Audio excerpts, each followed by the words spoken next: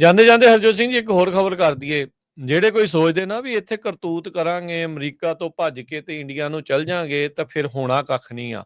ਇਹ ਅਗਲੀ ਖਬਰ ਉਹਨਾਂ ਜਿਹੜੇ ਕ੍ਰਿਮੀਨਲ ਮਾਈਂਡ ਲੋਕਾਂ ਦੇ ਲਈ ਆ।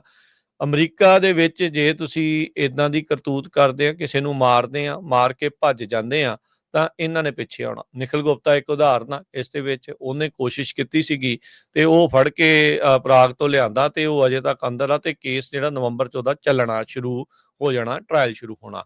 ਹੁਣੇ ਅਗਲੀ ਖਬਰ ਲੌਂਗ ਆਈਲੈਂਡ ਦੀ ਆ ਰਹੀ ਆ। ਇੱਕ ਹਾਈ ਸਪੀਡ ਕ੍ਰੈਸ਼ ਜਿਹੜਾ ਵਾਪਰਿਆ ਸੀ 20 ਸਾਲ ਪਹਿਲਾਂ ਹਰਜੋਤ ਸਿੰਘ ਜੀ। ਉਸ ਦੇ ਵਿੱਚ ਇੱਕ ਭਾਰਤੀ ਮੂਲ ਦਾ ਬੰਦਾ ਗਣੇਸ਼ ਸ਼ਨੋਏ ਜਿਹਦੇ ਕਰਕੇ ਐਕਸੀਡੈਂਟ ਹੋਇਆ ਸੀ। ਉਹ ਐਕਸੀਡੈਂਟ ਦੇ ਵਿੱਚ ਇੱਕ ਫਿਲਿਪ ਮੈਸਟਰੋਪੋਲੋ ਕਰਕੇ ਨਾਂ ਦਾ ਬੰਦਾ ਸੀ, ਉਸ ਦੀ ਮੌਤ ਹੋ ਗਈ ਸੀਗੀ।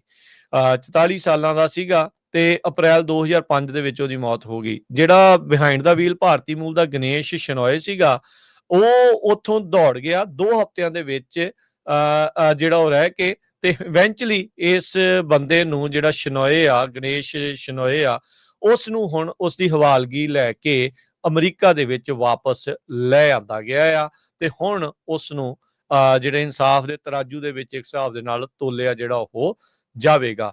ਇੰਪੈਕਟ ਕਹਿੰਦੇ ਵੀ ਉਸ ਕ੍ਰੈਸ਼ ਦਾ ਇੰਨਾ ਕੁ ਜ਼ਿਆਦਾ ਭਿਆਨਕ ਸੀਗਾ ਵੀ ਜਿਹੜੀ ਫਿਲਿਪ ਦੀ ਕਾਰ ਆ 65 ਫੁੱਟ ਦੂਰ ਜਿਹੜੀ ਆ ਉਹ ਫਰੇਟ ਲਾਈਨਰ ਜਿਹੜਾ ਬਾਕਸ ਟਰੱਕ ਆ ਉਹਦੇ ਮੋਹਰੇ ਜਿਹੜੀ ਉੱਡ ਕੇ ਜਿਹੜੀ ਉਹ ਗਈ ਆ। ਉਸ ਟਾਈਮ ਦੇ ਉੱਤੇ ਫਿਲਿਪ ਦੇ ਜਿਹੜੇ ਆ ਉਹ 2 ਬੱਚੇ ਸੀਗੇ, ਵਾਈਫ ਸੀਗੀ ਤੇ ਉਹ ਆਪ ਜਿਹੜਾ ਉਸਦੀ ਇਸ ਦੇ ਵਿੱਚ ਮੌਤ ਹੋ ਗਈ। ਜਿਹੜਾ ਗਣੇਸ਼ ਸ਼ਨੋਏ ਇਸਨੇ ਝੂਠ ਬੋਲਿਆ, ਕਹਿੰਦਾ ਵੀ ਗ੍ਰੀਨ ਲਾਈਟ ਸੀਗੀ ਤੇ ਉਹ ਬਾਅਦ ਦੇ ਵਿੱਚ 14 ਦਿਨਾਂ ਦੇ ਵਿੱਚ 2 ਹਫ਼ਤਿਆਂ ਦੇ ਵਿੱਚ ਭਾਰਤ ਨੂੰ ਫਲਾਈਟ ਲੈ ਕੇ ਜਿਹੜਾ ਉਹ ਦੌੜ ਗਿਆ। ਅਗਲੇ 18 ਸਾਲ ਯੂਐਸ ਨੇ ਇਸ ਦੀ ਐਕਸਟ੍ਰਾਡੀਸ਼ਨ ਦੀ ਮੰਗ ਕੀਤੀ। ਉਹਨੇ ਬੜੀ ਜਦੋਜਹਿਦ ਕੀਤੀ ਵੀ ਮੈਨੂੰ ਉੱਥੋਂ ਨਾ ਹੀ ਜਿਹੜਾ ਉਹ ਜਾਣਾ ਪਵੇ, ਪਰ ਫਾਈਨਲੀ ਜਿਹੜੀ ਐਕਸਟ੍ਰਾਡੀਸ਼ਨ ਆ ਉਸ ਦੀ ਮਨਜ਼ੂਰੀ ਜਿਹੜੀ ਉਹ ਮਿਲੀ ਤੇ ਹੁਣ ਜਿਹੜਾ ਗਣੇਸ਼ ਸ਼ਨੋਏ ਆ ਉਹ ਇੱਥੇ ਜਿਹੜਾ ਉਹ ਲਿਆਂਦਾ ਜਿਹੜਾ ਜਾਵੇਗਾ। ਮੈਨਸਲੌਟਰ ਦੇ ਕੇਸ ਦੇ ਵਿੱਚ ਐਕਸਟ੍ਰਾਡੀਸ਼ਨ ਜਿਹੜੀ ਉਹ ਇਸ ਦੀ ਹੋਈ ਆ, ਹਵਾਲਗੀ ਜਿਹੜੀ ਇਸ ਦੀ ਲਈ ਗਈ ਆ ਤੇ ਹੁਣ ਇਸ ਨੂੰ ਜਿਹੜੇ ਟਰਾਇਲ ਜੇ ਚੱਲਦਾ ਆ, ਟਰਾਇਲ ਤੋਂ ਬਾਅਦ ਇਸ ਨੂੰ ਜਿਹੜੀ ਉਹ ਸਜ਼ਾ ਹੋ ਸਕਦੀ ਹੈ। ਕਹਿੰਦੇ ਵੀ 15 ਸਾਲ ਦੀ ਜਿਹੜੀ ਸਜ਼ਾ ਇਸ ਨੂੰ ਹੋ ਸਕਦੀ ਆ ਜੇ ਇਸ ਮਾਮਲੇ ਦੇ ਵਿੱਚ ਗਣੇਸ਼ ਸ਼ਨੋਏ ਜਿਹੜਾ ਉਹ ਕਨਵਿਕਟ ਹੋ ਜਾਂਦਾ ਆ।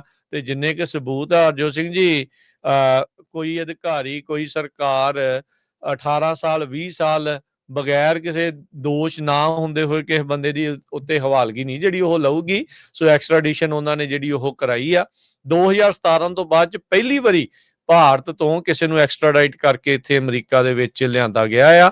ਸੋ ਇਹ ਉਹਨਾਂ ਲੋਕਾਂ ਦੇ ਲਈ ਆ ਜਿਹੜੇ ਸੋਚਦੇ ਆ ਵੀ ਇੱਥੇ ਕਰਤੂਤ ਕਰਨਗੇ ਤੇ ਇੱਥੋਂ ਦੌੜ ਜਾਣਗੇ ਤੇ ਫਿਰ ਕੁਛ ਜਿਹੜਾ ਉਹ ਬਣਨਾ ਨਹੀਂ। ਜੇ ਸਰਕਾਰ ਜੇ ਤੁਹਾਨੂੰ ਜਸਟਿਸ ਦੇ ਮੋਹਰੇ ਲਿਆਉਣਾ ਆ ਤਾਂ ਭਾਈ ਫਿਰ 20-20 ਸਾਲ ਤੱਕ ਦੀ ਵੇਟ ਵੀ ਹੁੰਦੀ ਆ।